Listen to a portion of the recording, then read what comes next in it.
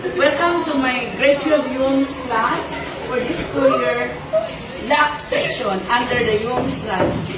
We would like to feature this morning our new energizer. I hope you will like it all. This is needed in order to have an energized, vibrant class before starting our topic for today, a continuation of the perspective of community, which will be delivered later. Ready, my dear learners? Let's do the new energizer. Ang alamat ng unang tao. Ng unang panahon, ay wala pang tao. Wala pang natatanaw ang mataas na bulkan. Habang nagliparan ang mga ibon sa mahanging kalawakan. Patuloy ang panahon sa pag-ikot habang ang mga ibon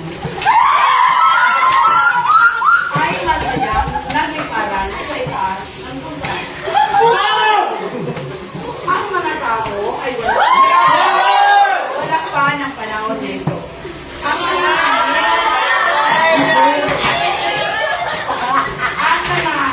nagpatuloy pa rin. Isang araw, biglang may sumulpot sa kawayan. Lumabas ang sinaunang tao. Siya ay binigyan ng pangalan na si Adan. Siya ang unang tao. Sa kabilang kawayan naman, may lumabas naman na isang tao. Ito ang simula ng pagkaroon ng sinaunang tao. Ayon sa ating alamat. Patuloy ang mga ibon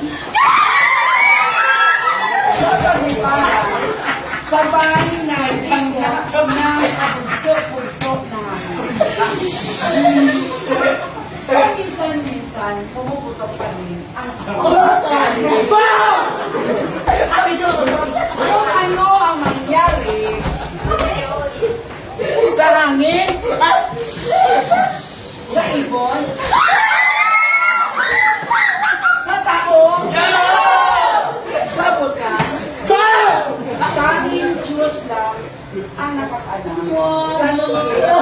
Ang panahon. Maalala mo kaya? Wow.